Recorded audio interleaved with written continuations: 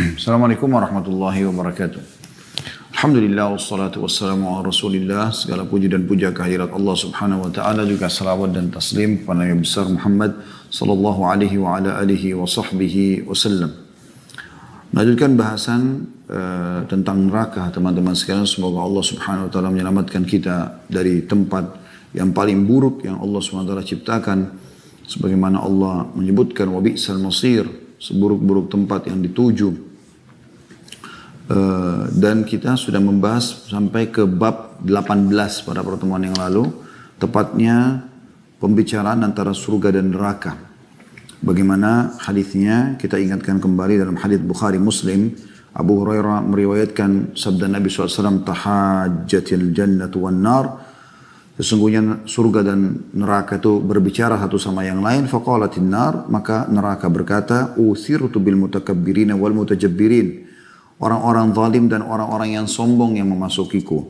Wa qalatil janna mali la yadkhuluni illa du'afa'un nasi wa saqatuhum. Lalu surga pun mengatakan orang-orang lemah dan orang-orang miskin saja memasukiku, atau mayoritasnya yang memasukiku. Qala Allahu lil janna, maka Allah pun berfirman kepada surga, anti rahmati arhamu biki man asya'u min ibadi. Kau adalah kasih sayangku yang aku berikan atau aku kasihi siapapun yang aku inginkan dari hamba-hambaku. Wa qala linnar, dan Allah pun berfirman kepada neraka, innama anti azabi u'adzibu biki man asya'u min ibadi. Sesungguhnya kau adalah siksaanku dan aku siksa siapapun yang aku inginkan dari hamba-hambaku. Wa likulli wahidatin minkuma mil'uha, dan kalian berdua pasti akan terpenuhi. Fa amman naru fala tamtali'u hatta yadha Allah subhanahu wa ta'ala rijlah. Lalu Nabi SAW mengatakan neraka pun tidak terpenuhi sampai Sang Pencipta Allah meletakkan telapak kakinya yang mulia padanya. Taqulu, maka neraka akan mengatakan, qat, cukuplah, cukuplah. Fahunalika tamtali, dan pada saat itu neraka menjadi penuh. Wa yuzwa ba'duha ila ba'd, dan akan memadati satu sama yang lain. Wala yadhlimu Allah azza wa jalla min khalqihi ahada, dan Allah tidak pernah menzalimi satupun dari hambanya. Wa ammal jannatu fa inna Allah azza wa jalla yunshi'u laha khalqa. Kalau surga Allah menciptakan untuknya ciptaan-ciptaan yang baru. Dan sudah kita jelaskan dari para pelayan-pelayan surga yang akhirnya terus ditambahkan oleh Allah subhanahu wa ta'ala kepada ahli surga. Karena setelah mereka masuk semua ke dalam surga, nggak ada lagi tambahan dari penghuninya. Ya. Tentu saja setelah yang termasuk orang-orang yang dari neraka yang dikeluarkan dengan syafaat, yang dikeluarkan karena dosa-dosanya sudah bersih ya. Di neraka tinggal orang-orang yang abadi, setelah itu nggak ada lagi penghuni surga. Tapi tetap Allah akan penuhkan nanti dengan diciptakannya para pelayan-pelayan baru yang selalu ditambahkan dan diberikan kepada ahli surga. Semua kita termasuk penghuninya insya Allah. Kita akan masuk teman-teman pada sore ini, semoga Allah berkahi lanjutannya bab ke-19, masalah informasi yang sangat menggembirakan ahli surga dan informasi yang sangat menyedihkan bagi ahli neraka, yaitu keabadian neraka. Dia ada 3 buah ayat Al-Quran yang ditulis di sini, tapi penerbit tidak mengangkat potongan ayatnya langsung terjemahan, maka saya mengajak teman-teman membuka aplikasi Al-Quran. Kita mulai dari surah At-Taubah, ya, surah nomor 9 dalam Al-Quran, dan lebih tepatnya di ayat 63. Nah, teman-teman bisa buka, saya akan bacakan. A'udzu billahi minasyaitonir rajim. ألا يعلم أنه من يحادد الله ورسوله فإن له نار جهنم خالدا فيها ذلك الخزي العظيم. Artinya, tidakkah orang-orang munafik itu mengetahui bahwasanya barang siapa yang menentang Allah dan Rasulnya, maka sungguhnya neraka jahanamlah baginya, kekal mereka di dalamnya, itu adalah kehinaan yang besar. Itu adalah kehinaan yang besar. Saksi bahasan kita ada potongan firman Allah SWT, khalidan fiha, kekal di dalamnya. Dan ayat ini juga menjelaskan kepada kita tentang kekekalan orang-orang munafik selain orang kafir dan musyrik ya, di dalam api neraka. Wa na'udzubillah. Oleh karena itu teman-teman hati-hati sekali dari kelompok ini, dan Nabi SAW sudah menyebutkan ya, ciri-ciri mereka. Ya, kata Nabi SAW ada 4 hal kalau ada pada seseorang, pastikan dia munafik tulen. Kalau dia berbicara, dia berdusta, maka orang beriman tidak akan dusta walaupun pahit. Ya, yang lalu semoga Allah maafkan, sekarang ke depannya ubah semuanya. Jujur, katakan kebaikan, kebenaran walaupun pahit. Kemudian yang kedua adalah kalau dia berjanji atau ya, dia berjanji dia akan tepat, dia tidak. Kalau dia berjanji dia pungkiri, dia tidak tepati. Orang beriman menepati janjinya. Dan selama bukan janji maksiat tentunya ya. Kemudian yang ketiga adalah kalau diberikan amanah dia berkhianat. Tentu orang beriman selalu menjaga amanahnya. Dan yang terakhir yang keempat adalah kalau dia bertengkar atau sedang ada masalah dengan seseorang, dia berlaku curang. Orang munafik selalu jujur. Dia salah, dia mengatakan salah, dia terima konsekuensinya. Kalau dia benar, maka dia membela dirinya. Seperti itu kurang lebih. Nah ini kekekalan mereka dalam api neraka. Kemudian teman-teman sekalian, yang kedua adalah surah An-Nahl. Surah nomor 16 dalam Al-Quran. Dan ayatnya adalah ayat 29. Bisa dibuka An-Nahl surah nomor surah nomor 16 maaf, tentang lebah ya. Ayat 29. Bunyinya a'udzubillahi minasyaitonirrajim. Fadkhulu abwaba jahannam khalidina fiha falabi'sa mathwal mutakabbirin. Yang artinya, masukilah pintu-pintu neraka itu. Kamu kekal di dalamnya, maka amat buruklah tempat orang-orang yang menyombongkan diri. Tentu ini teman-teman sekalian, Allah subhanahu wa ta'ala gambarkan bagi orang-orang yang orang-orang kafir ya, yang memang mereka memungkiri hukum-hukum Allah subhanahu wa ta'ala atau menerima sebagian dan menolak sebagian. Kalau anda mau kenal mereka yang disebutkan dalam surah An-Nahl ayat 29, disebutkan dari ayat 27-nya ya. Coba kita lihat dari ayat 27 sama 28 biar anda faham siapa yang Allah bahasakan di sini mereka akan masuk neraka dan kekal di dalamnya. Saya bacakan dari ayat 27-nya. A'udzu billahi minasyaitonir rajim. Tsumma yaumal qiyamati yukhzihim wa yaqulu ayna syuraka'i alladziina kuntum tusyakkuna fihim. Qala alladziina utul ilma innal khizya al-yawma was-su'a 'alal kafirin. Kemudian Allah menghinakan mereka di dalam api neraka dan berfirman, di manakah sekutu-sekutuku yang pernah membelamu atau yang karenanya atau yang karena membelanya kamu selalu memusuhi mereka para nabi-nabi dan orang-orang beriman. Berkatalah orang-orang yang telah diberi ilmu, sungguhnya kehinaan dan adab hari ini ditimpakan atas orang-orang kafir. Jadi ada dua di sini Allah sebutkan, orang munafik dan orang musyrik yang menyekutukan Allah, ya seperti menyembah berhala, pohon, jin dan segala macam, dan orang kafir itu sendiri. Kafir bisa dibagi dua, kafir secara mutlak seperti ateis, atau kafir sebagian dan beriman sebagian seperti ahli kitab. Mereka mau beriman sebagian tapi mereka tidak mau menyempurnakan imannya dengan mengimani risalah Nabi Muhammad SAW. Masuk semua dalam firman Allah ini. Ayat 28-nya Allah mengatakan, alladzina tatawaffahumul malaikatu zalimi anfusihim fa'alqaw salama ma kunna na'malu min su' bala innallaha alimun bima kuntum ta'malun. Yaitu orang-orang yang dimatikan oleh para malaikat dalam keadaan berbuat zalim kepada diri mereka sendiri. Lalu mereka menyerahkan diri sambil berkata, kami sekali-kali tidak ada mengerjakan suatu kejahatan pun. Maka malaikat menjawab, ada. Sesungguhnya Allah mengetahui apa yang kamu kerjakan. Jadi nanti orang-orang musyrik dan orang kafir itu, karena mereka umumnya menganggap dirinya benar, padahal mereka salah karena tidak mengikut syariat Allah subhanahu wa ta'ala atau menyekutukan Allah. Maka mereka menganggap pada saat meninggal, mereka berkata pada para malaikat, kami enggak buat salah, apa yang salah nih? Maka malaikat mengatakan, ada kesalahannya. Yaitu kesalahan kalian berbuat kesyirikan dan kalian kufur kepada sebagian dan kalian beriman kepada sebagian yang lainnya. Ya. Kemudian baru Allah bilang di ayat 29, fadkhulu abwaaba jahannam. Sekarang kalian masuk ke dalam pintu-pintu neraka itu, lalu Allah bilang khalidina fiha, kekal di dalamnya. Falabi'sa mathwal mutakabbirin. Maka itu adalah amat buruklah tempat bagi orang-orang yang menyombongkan diri. Saksi bahasan kita ada potongan di ayat 29, khalidina fiha. Dan ini tentu penyesalan yang luar biasa teman-teman sekalian, karena orang masuk ke penjara seperti dikatakan seumur hidup. Ya.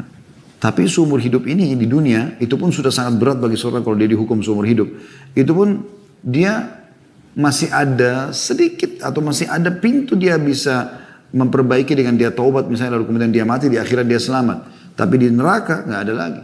Tidak ada kesempatan memperbaikinya. Kalau Anda masih ingat kemarin kita sempat bahas ya, bagaimana ada jeritan dan tangisan ya, ahli neraka yang mereka memanggil Tuhan, mereka memanggil malaikat penjaga neraka dan tidak dijawab selama 40 tahun. Lalu malaikat mengatakan jangan bicara, kalian tetap akan disiksa. Lalu mereka memanggil Allah dan Allah tidak menjawab, mereka seumur dunia. Ya. Allahu a'lam berapa miliar tahun. Kemudian setelah itu Allah mengatakan, ikhsa'u fiha wa la tukallimun. Kalian terhina dalam dan jangan bicara sama aku. Maka pada saat itu kata Nabi SAW mereka menangis. Ya, saking banyaknya air mata mereka. Ya, dengan penyesalan-penyesalan. Na'udzubillah hanya karena mereka berbuat dosa ini. Ya, kalau seandainya kapal besar mau dijalankan di atas air mata mereka maka tentu saja bisa. Ya. Dan dalam hadits ini dikatakan juga dan sampai saking seringnya mereka menangis terus sampai keluar dari tempat air mata itu darah. Ya, begitu penyesalan yang luar biasa. Jadi mereka 24 jam disiksa dengan siksaan yang terus bertubi-tubi dan berbeda-beda beragam-ragam dan luar biasa susah. Subhanallah siksaannya. Bukan tonjokan manusia lagi. Ya. Tapi pukulan para malaikat yang kasar, yang keras. Yang tidak mengenal kasih sayang sama sekali. Maka ini betul-betul sebagaimana saya katakan tadi penyesalan abadi. Dan ini kegembiraan yang luar biasa bagi orang beriman. Karena mereka setelah masuk ke dalam surga mereka tidak akan keluar selamanya. Kalau anda sudah menginjakkan kaki anda dalam surga, anda sudah aman selamanya. Tidak ada riwayat yang menjelaskan ahli surga dikeluarkan lagi ke neraka, enggak ada. Karena untuk masuk ke dalam surga betul-betul disortir luar biasa. Semoga Allah jadikan kita termasuk penghuni surga insyaAllah. Kemudian ayat yang ketiga yang diangkat oleh beliau adalah surah Taha. Surah nomor 20 ya. Ayat 74. A'udzu billahi minasyaitonir rajim. Innahu may ya'ti rabbahu mujriman fa inna lahu jahannama la yamutu fiha wa la yahya. Sesungguhnya barang siapa yang datang kepada Tuhannya dalam keadaan berdosa, maka sesungguhnya baginya neraka jahanam, ia tidak mati dalamnya dan tidak pula hidup.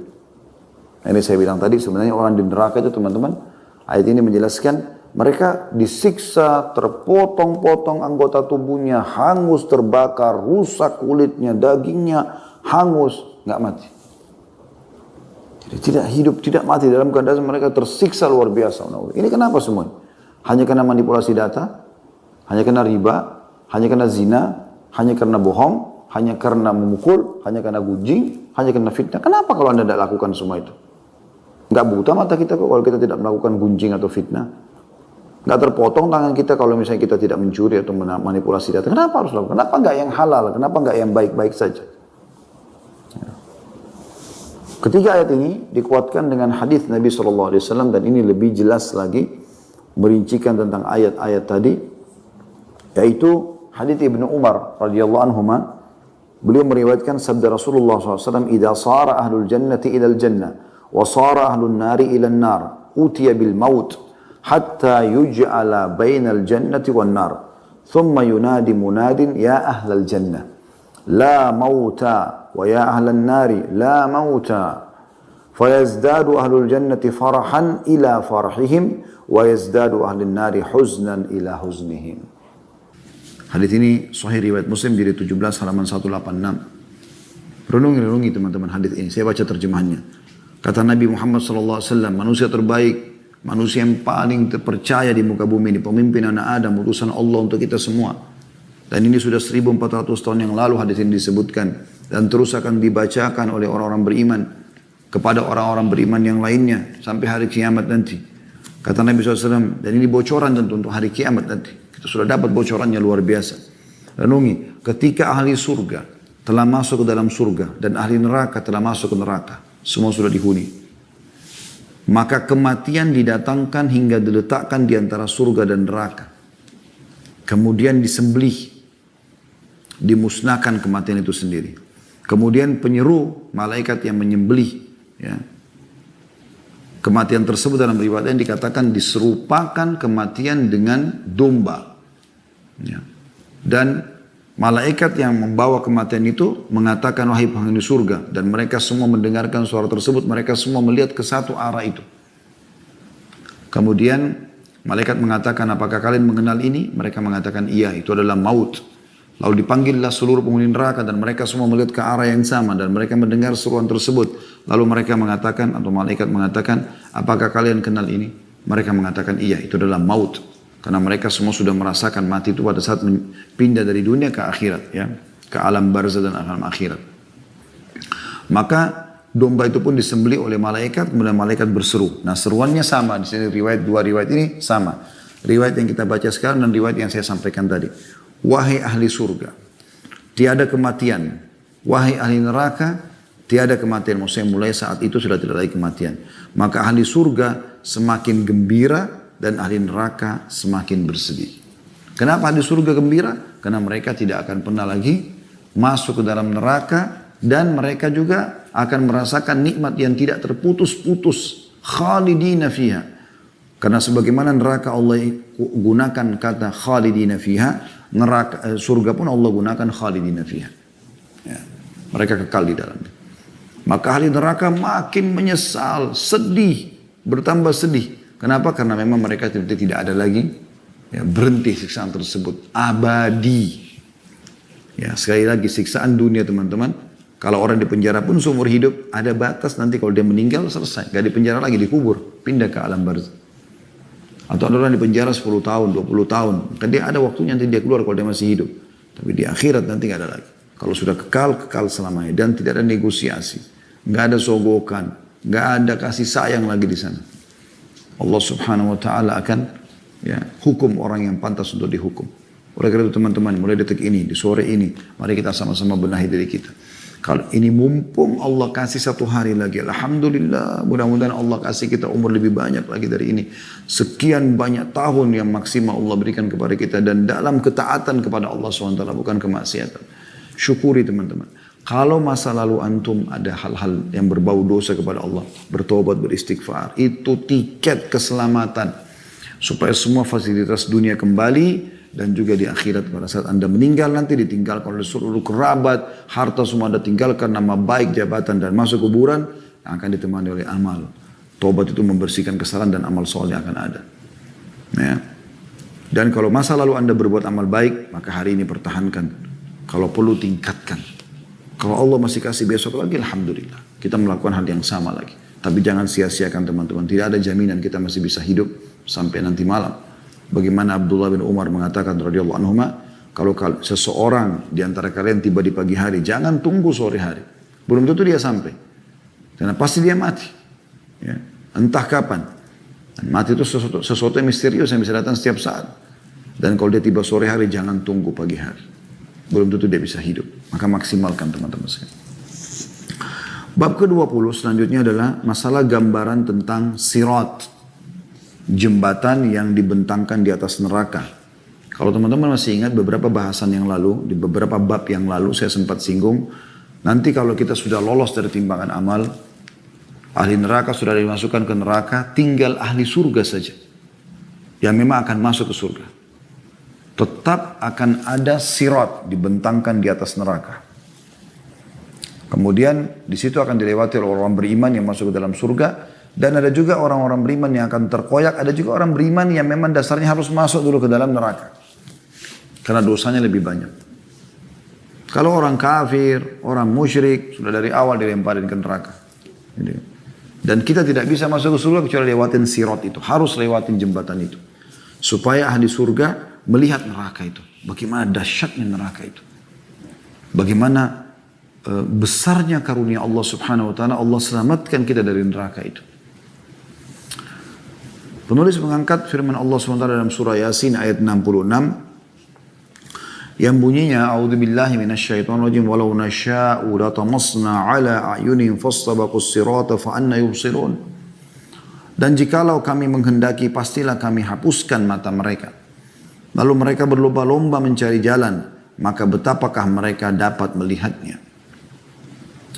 Ayat ini tentu perlu dijelaskan. Seperti apa sih maksudnya ayat ini? Dan jikalau kami menghendaki, pastilah kami hapuskan mata mereka. Tidak bisa mereka melihat. Lalu mereka berlomba-lomba mencari jalan. Maka betapakah mereka atau bagaimana mereka bisa melihat. Perincian itu datang dalam hadis Nabi SAW.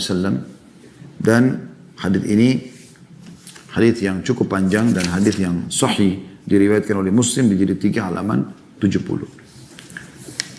Bunyinya adalah Abu Hurairah radhiyallahu anhu meriwayatkan sabda Rasulullah SAW, Allah mengumpulkan manusia. Lalu kaum mukminin berdiri hingga surga berada di dekat mereka. Lalu mereka mendatangi Adam seraya mengatakan, wahai bapak kami, bukakanlah surga untuk kami. Adam menjawab alaihissalam, tidakkah yang mengeluarkan kalian dari surga melainkan karena dosa bapak kalian? Adam tanda tanya. Aku tidak berhak akan hal itu. Pergilah kepada anakku Ibrahim Khalilullah, kekasih Allah. Maka Nabi SAW mengatakan, maka Ibrahim mengatakan pada saat didatangi, aku tidak berhak akan hal itu. Aku hanyalah Khalil atau kekasih semasa dunia. Pergilah kepada Musa yang diajak berbicara oleh Allah secara langsung. Mereka pun mendatangi Musa alaihissalam. Maka ia mengatakan, aku tidak berhak akan hal itu. Pergilah kepada Isa, kalimat Allah dan ruh darinya. Maka Isa alaihissalam pun mengatakan pada saat didatangi, aku tidak berhak akan hal itu. Akhirnya mereka datang kepada Muhammad SAW. Maka beliau diizinkan serta amanah dan kasih sayang didatangkan. Lalu keduanya berdiri pada dua sisi sirat. Ya. Amanah dan kasih sayang. Sebelah kanan dan sebelah kiri. Orang pertama yang dari kalian berjalan seperti kilat. Ya Allah, semoga Engkau jadikan kami ini, ya Allah. Jadikan kami golongan pertama yang melewati sirat seperti kilat. Ini golongan yang paling mulia. Walaupun amal kami kurang, ya Allah, tapi rahmat-Mu lebih luas. Ya. Cintai teman-teman Nabi Muhammad SAW, cintai para sahabat. Ya, karena amal kita tidak sama dengan mereka. Tapi kata Anas bin Malik, sahabat Nabi sendiri mengatakan, ya, Anas bin Malik atau Jabir bin Abdullah, salah satunya dari kedua ini saya lupa namanya, tapi salah satu mengatakan, tidak ada hadis yang paling menggembirakan hati kami dibandingkan hadis Nabi SAW, al-mar'u ma'aman ahabba. Seseorang akan bersama dengan orang yang dia cintai nanti di hari kiamat. Derajat di surga, masuk ke dalam surga. Karena aku mencintai Nabi SAW dan aku mencintai Abu Bakar dan Umar walaupun amalku belum menyampai atau belum sama dengan amal mereka.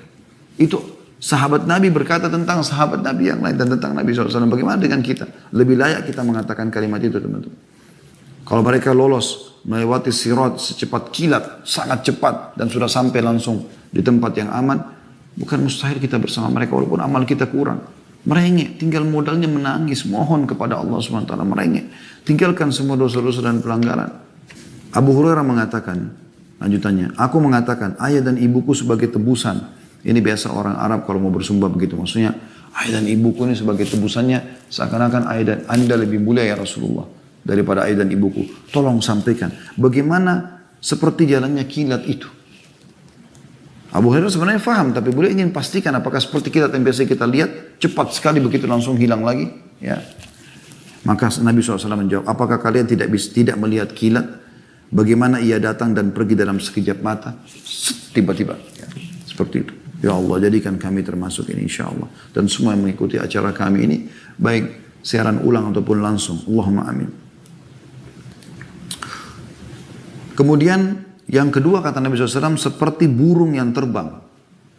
Secepat-cepatnya burung tetap ada, tidak secepat kilat tentunya. Ini golongan yang kedua. Lalu kemudian yang ketiga, laki-laki yang berjalan cepat atau berlari. Amal-amal mereka lah yang menjalankan mereka. Jadi makin banyak amal yang dia kerjakan dari kebaikan, makin sering dia taubat kepada Allah, maka makin kencang dia bisa melewati sirat tersebut. Sedangkan Nabi kalian, maksudnya Nabi SAW menggambarkan diri beliau, berdiri di atas sirat. Seraya berucap, berdoa, wahai Rabb, selamatkanlah, selamatkanlah. Bagaimana cintanya beliau SAW terhadap kita umatnya. Hingga amal-amal hamba menjadi lemah. Ya. Ada sebagian orang amalnya lemah. Dia pertama mulai jalan di atas sirat aman, tapi pertengahan melemah amalnya. Dia juga jadi lamban, dia nggak bisa. Nah, mau dipaksa pun tidak bisa dia lari, tidak bisa dia jalan. Hingga seseorang datang tapi tidak kuasa berjalan kecuali dengan merangkak. Karena lemahnya amalnya. Di kedua sisi sirat terdapat besi-besi runcing, kata Nabi SAW. Yang tergantung serta diperintahkan supaya merengut siapa yang diperintahkan kepadanya. Di besi-besi runcing ini menyambar orang yang memang harus disambar. Sehingga melukainya atau menjatuhkannya ke dalam neraka. Ada yang terkoyak tapi selamat. Ya, artinya dia dengan itu sudah dibersihkan dosanya, tidak perlu masuk neraka, tapi terkoyak, kena besi itu. Dia rasakan sakitnya. Gitu kan. Dan ada yang terjatuh dalam neraka. Yang terjatuh ini adalah orang-orang yang amal dosanya lebih berat daripada amal solehnya di timbangan amal. Dia masuk neraka dulu. Walaupun ini ada hubungannya dengan hadis syafaat ya. Yang pernah kita jelaskan dalam beberapa bab yang lalu. Nanti akan dikeluarkan dari neraka. Orang-orang yang dalam hatinya seperti biji sawi dari keimanan ya. La ilaha illallah, ada dikatakan dalam riwayat seperti dinar atau setengah dinar atau seperti biji sawi. Ya, ini semua akan dikeluarkan dari api neraka. Tapi dia masuk neraka dulu. Maka kita jangan jadi orang seperti ini. Kita dari awal masuk surga harusnya. Demi zat yang jiwa Abu Hurairah dalam genggamannya, maksudnya Abu Hurairah di sini bersumpah atas nama Allah, sesungguhnya dasar neraka jahanam itu sedalam 70 musim.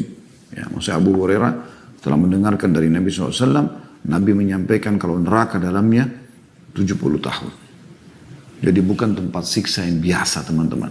Jangan selalu anggap remeh. Minum khamr, nggak apa-apa. Nggak apa-apa. Tiap malam zina, nggak apa-apa. Nggak apa-apa, masih muda. Nggak, selalu nggak apa-apa. Terlalu bodoh dengan nggak apa-apanya baru siap dibakar di neraka. Ini kebodohan. Kenapa harus dibakar di neraka? Kenapa nggak nikah? Kenapa nggak tidur dengan pasangannya yang halal? Kenapa nggak minum susu, madu yang sehat?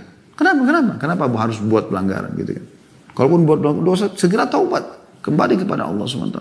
Karena terlalu sayang gitu loh. Dosa-dosa kita ini yang sebenarnya bisa kita tinggalkan menjadi penyebab kita kekal dalam api neraka. Ataupun kita disiksa kalaupun kita orang beriman. Tapi membersihkan dosa-dosa dulu. Kemudian hadis yang kedua yang beliau angkat adalah hadis Tabarani dengan sanad hasan. Dan juga Al-Mundhir disebutkan dalam kitab Targhibnya di jilid 6 halaman 211. Dan hadis ini memiliki pendukung dari Sahih Bukhari, Muslim ya, dan yang lainnya. Ibnu Mas'ud berkata radhiyallahu anhu, sirat atau jalan yang di atas neraka itu dipasang di atas neraka jahanam. Sirat dipasang di atas neraka jahanam. Seperti ketajaman pedang keras. Licin lagi menggelincirkan. Jadi sudah tajam, bukan jalan yang Anda bayangkan lebar, tipis seperti pedang. Ya, dan tajam. Serta licin dan menggelincirkan. Di atasnya terdapat besi-besi runcing dari neraka yang menyambar. Ada yang berpegangan lalu jatuh di dalamnya. Dan ada yang terpelanting. Di antara mereka ada yang berjalan seperti kilat dan tidak lama kemudian ia selamat. Ada yang seperti kuda yang berlari. Kemudian seperti orang yang berlari. Kemudian seperti pria yang berjalan. Kemudian yang terakhir adalah mereka orang yang telah diberi isyarat oleh neraka. Ya, atau disentuh oleh api neraka. Dan bertemu keburukan di dalamnya hingga Allah memasukkannya ke dalam surga dengan karunia-Nya. Artinya ada orang yang masuk neraka dulu nanti baru dikeluarkan gitu kan. Tapi ini bagian-bagiannya ada orang yang seperti kilat. Nah, semoga kita termasuk ini. Ada yang kedua seperti tadi dalam riwayat pertama burung, ada di sini katakan seperti kuda yang berlari. Kemudian ada orang yang seperti manusia berlari, ada yang seperti manusia berjalan. Kemudian ada juga orang yang tadi sudah kita sebutkan, dia saking lemahnya amalnya, dia merangkak. Dan akhirnya dia terkoyak dengan besi-besi tajam yang ada. Ya, Allah khususkan datang menyambar orang-orang yang memang harus kena. Dan subhanallah ini semua sudah diatur oleh Allah SWT. Tidak akan kena orang-orang beriman. Yang memang dasarnya harus lolos ke surga insya Allah. Kemudian kita masuk ke bab ke-21. Yaitu sifat-sifat ahli neraka.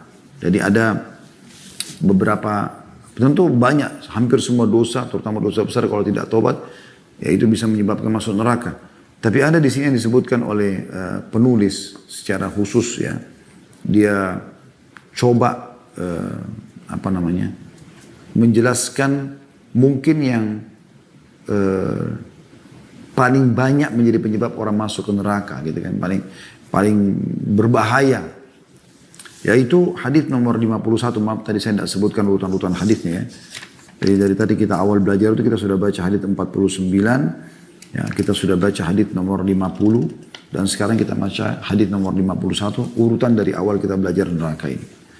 Yaitu bunyinya dari Abu Hurairah radhiyallahu anhu beliau meriwayatkan, Rasulullah SAW bersabda, Sinfani min ahli nar, lam arahuma, qawmun ma'ahum siyatun ka'adnabil baqari, yadribuna bihan nas, ونساء كاسيات عاريات مميلات مائلات رؤوسهن كأسنمة البخت المائلة لا يدخلن الجنة ولا يجدن ريحها وإن ريحها لتوجد من مسيرة كذا وكذا.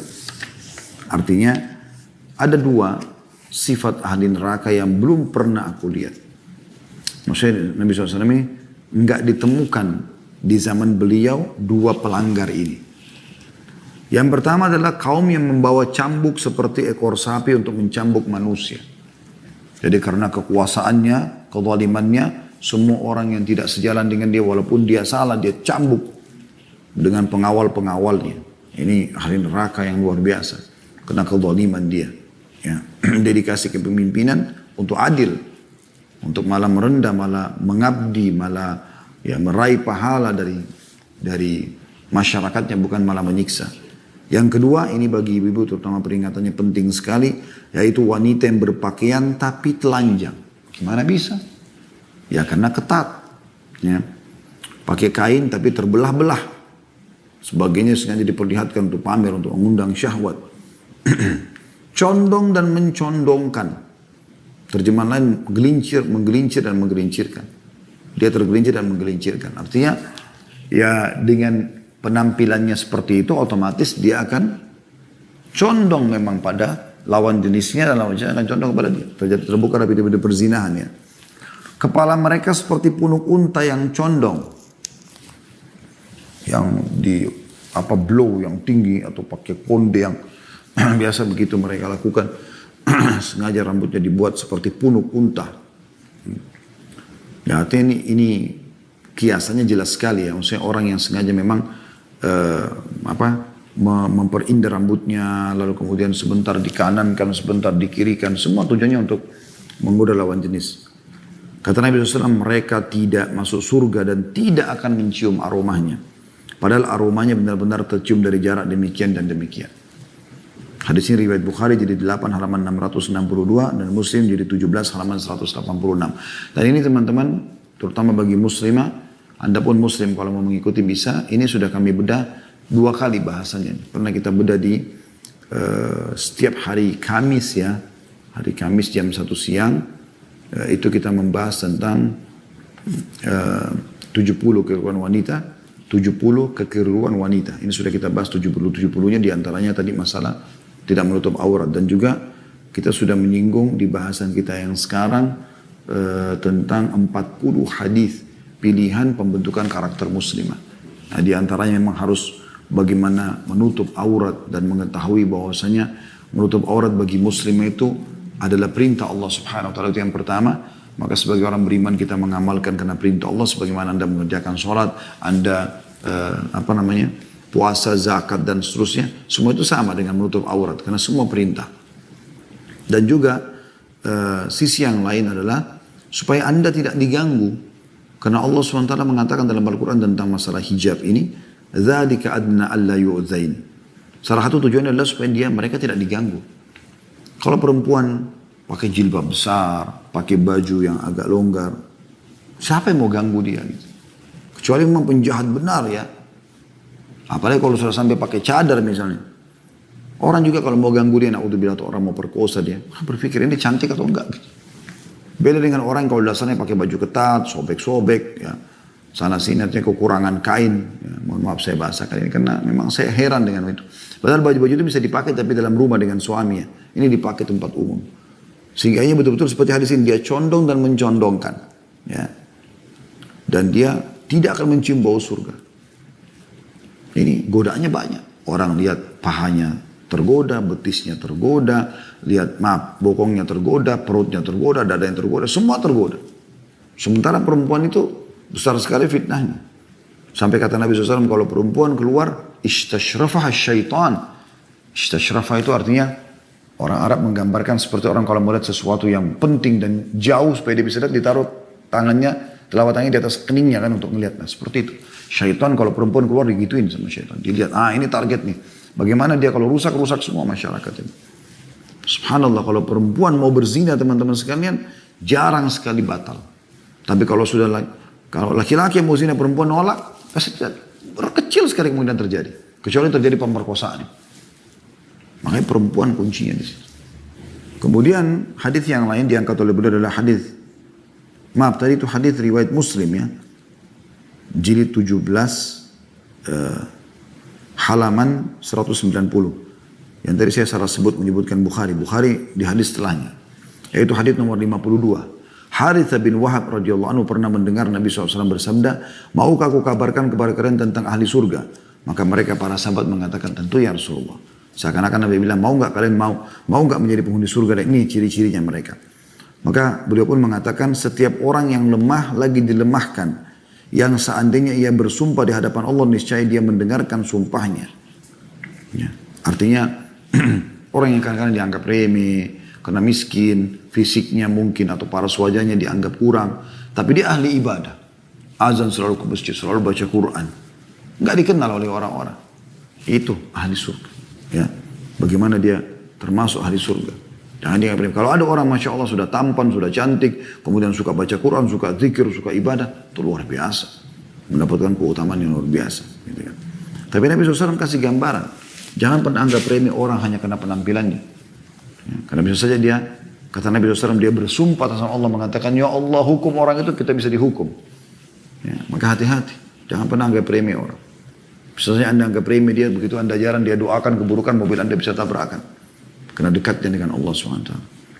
Kemudian kata Nabi SAW, maukah aku kabarkan kepada kalian tentang ahli neraka? Maka mereka menjawab, tentu. Para sahabat menjawab, ridwanullahi alaihim, tentu. Maka kata Nabi SAW, setiap orang yang bengis, kasar, lagi sombong. Ya.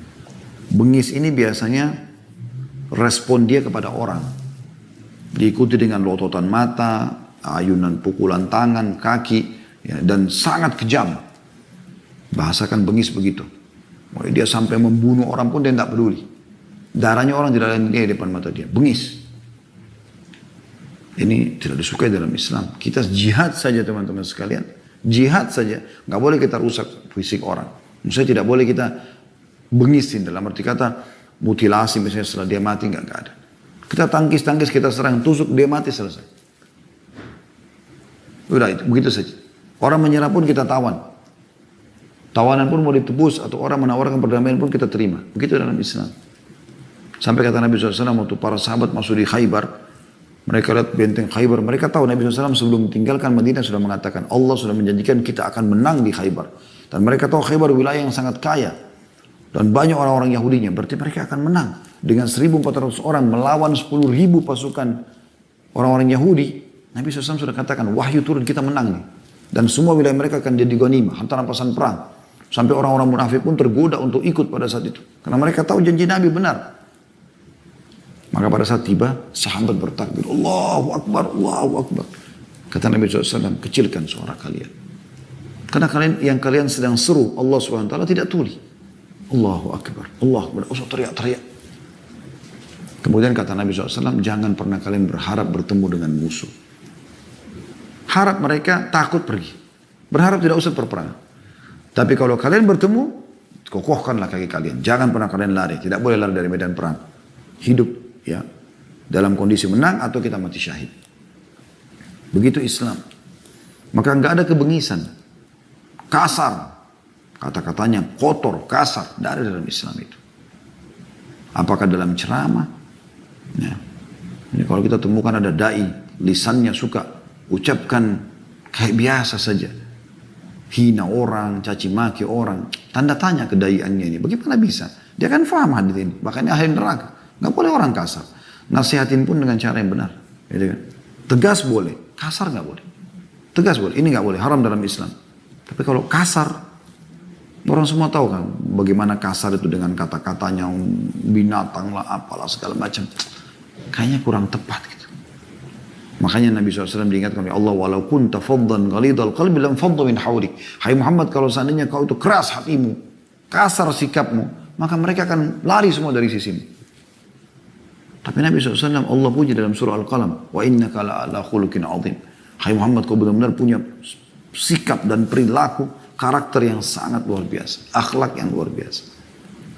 Nabi SAW lebih bersabar, lebih santun, lebih ramah. Tidak pernah balas kejahatan dengan kejahatan. Dan juga sombong. Ya, ini diharamkan dalam Islam. Tidak boleh sombong secara mutlak. Tidak boleh sombong secara mutlak. Ya, ini dilarang dalam Islam. Jadi secara mutlak tidak boleh sombong. Ya, dalam keadaan apapun teman-teman sekalian. Kata Nabi SAW tidak akan mencium bau surga. Orang yang dalam hatinya ada seperti biji sawi tadi. Kesombongan. Nggak boleh. Pakai baju baru, pakai mobil baru, sepatu baru, semua syukurin. Alhamdulillah. Kita seperti padi. Makin berisi, makin merendah.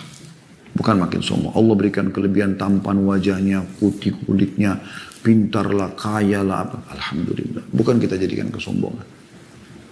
kita tetap bergaul, kita tetap baik, kita tetap santun, dan seterusnya. Allahu a'lam.